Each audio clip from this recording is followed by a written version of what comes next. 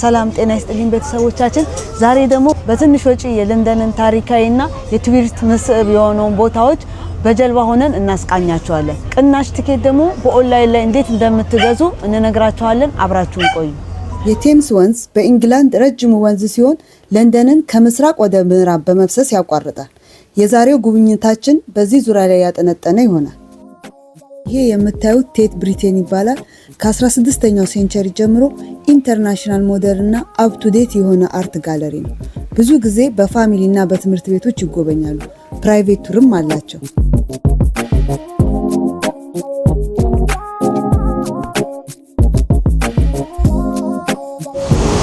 ይሄ የምታዩት ባተርሲ ፓወር ስቴሽን ሲሆን በ1930ዎቹ የተመሰረተ ነው። ፓወሩ ደግሞ የሚሰራው በድንጋይ ከሰል ነበር። ለብዙ ዘመናት አገልግሎቱ አቁሞ አሁን ግን ታሪካዊ ይዘቱን ሳይቀይር በዘመናዊ መልክ ቀይረውት ይሰራል። እንደገና ብዙ ሾፒንጎች፣ ሬስቶራንቶች እና የቱሪስት መስህብ ነው። ካዶጋን በለንደን ቸልሲ አካባቢ የሚገኝ ለዘመናት ካዶጋን በሚባሉ ፋሚሊዎች እየተቀባበሉ የሚያስተዳድሩት ሲሆን ጥንታዊነቱን ሳይለቅ ያዘመኑት የሀብታሞች መኖሪያና የቢዝነስ አካባቢ ነው። በተለይ አረቦች ቤት በመግዛት እንግሊዝ ለመዝናናት ሲመጡ የሚያርፉት እዚሁ ካዶጋን ነው።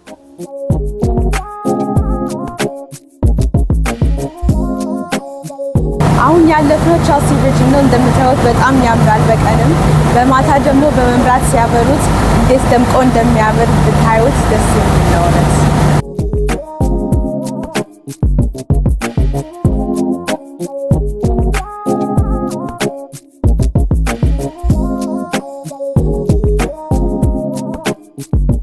አሁን ያለነው ቸልሲ ሃርበር ፒር ነው።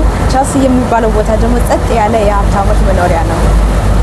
ያ ከሩቅ የሚታየው የማርያም መግደላዊት ቤተክርስቲያን ለ150 ዓመት ክርስቲያኖች የሚገለገሉበት ፓርት ኦፍ ኢንግላንድ ቤተክርስቲያን ሲሆን ለማህበረሰቡ የተለያየ አገልግሎቶች ይሰጡበታል። አሁን የምታዩት ዋንስወርት ሪቨርሳይድ ኮርት ነው። የላክሹሪ አፓርትመንት እና ደስ የሚል የዊንተር ጋርደን ያለው ቦታ ነው።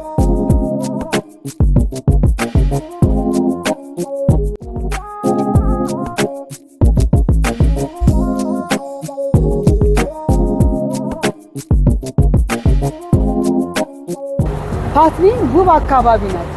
ለመኖር ምቹና ጸጥ ያለ ነው። በብዛትም እዚህ የሚኖሩት እንግሊዞች ናቸው። እንደገና ከለንደን ኦክስፎርድ ድረስ የቦት ውድድር አለ። ያን የሚያደርጉት የዩኒቨርሲቲ ተማሪዎች ናቸው። የሚጀመረው ከዚህ ከፓትሊ ነው።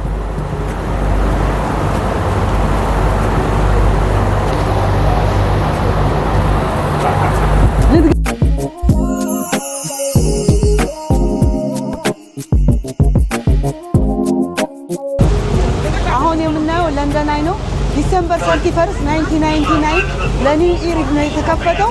ቁመቱ 135 ሜትር ነው። ለ30 ደቂቃ እየተሽከረከረ ለንደንና አካባቢዋን ያሳየናል። ዘመናዊ የቱሪስት አትራክሽን ከሚባሉት አንደኛውና ዋነኛው ነው።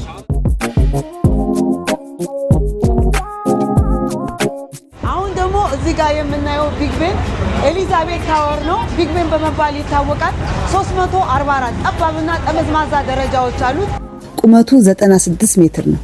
የቢግ ቤን ደውል ከ160 ዓመት በላይ እየደወለ ይገኛል። በወቅቱ በቪክቶሪያን ጊዜ ማለት ነው በተመረጡ የእጅ ባለሙያዎችና ማቴሪያል ነው የተሰራው። ይሄ ደግሞ ፓርላመንቱ ነው። ሃውስ ኦፍ ኮመን እና ሃውስ ኦፍ ሎርድ በመባል ይታወቃል። ኤምፒዎቹ እዚህ ነው የሚሰበሰቡት።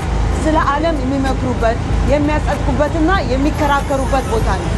ሴንት ፖልስ ካቴድራል በጉልላቱና በግሩም ግንባታው አቀማመጥ ይታወቃል። በ17ኛው ክፍለ ዘመን ነው የተጨረሰው።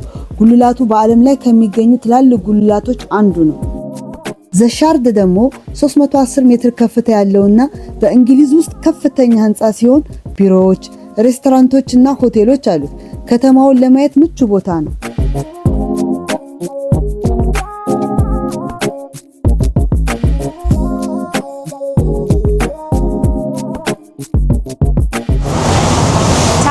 በ1894 በቴምስ ወንዝ የተገነባ ድልድይ ነው። በወቅቱ ደግሞ እየተከፈተ የንግድ መርከቦች ያገኙት ነበር።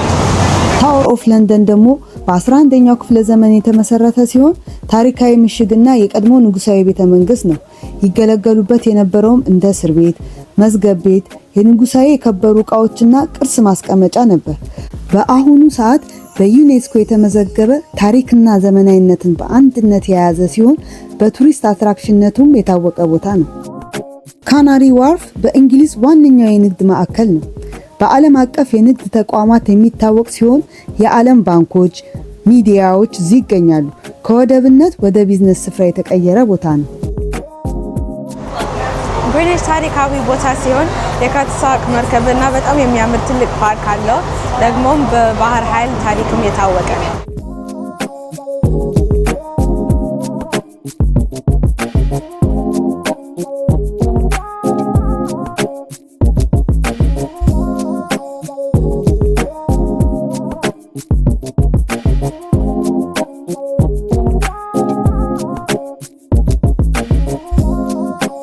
ትኬቱ ኦንላይን ላይ የፋሚሊ የአንድ ቀን ለ2 ታዋቂና ለ3 ልጆች ከአንድ ሳምንት በፊት ከቆረጣችሁ ከመደበኛው የክፍያ ዋጋ በጣም ይቀንሳል። የአየሩን ሁኔታ አይታችሁ ቁረጡ።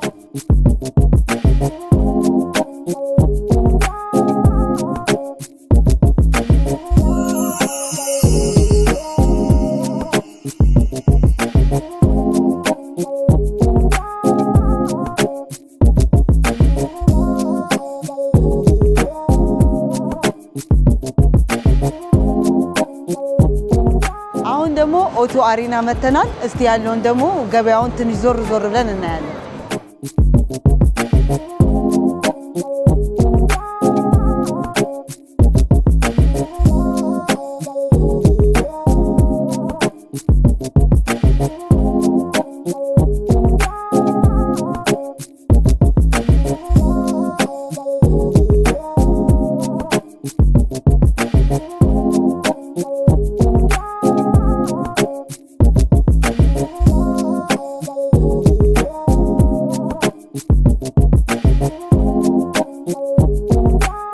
አንድ ቀን መግዛታችን ጥቅሙ የፈለግንበት ቦታ ወርደን መዝናናት እንችላለን። ለምሳሌ እኛ እዚህ ኦቶ አሬና አውትሌቶች ስላሉ በቅናሽ የሚያስፈልጉን ነገሮች ገዝተናል።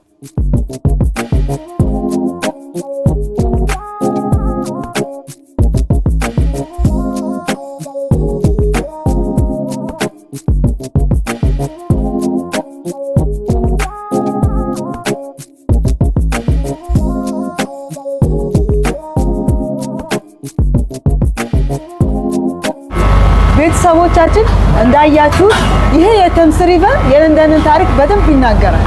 አብራችሁ ስለነበራችሁ ከልብ እናመሰግናለን። ደህና ዋሉ።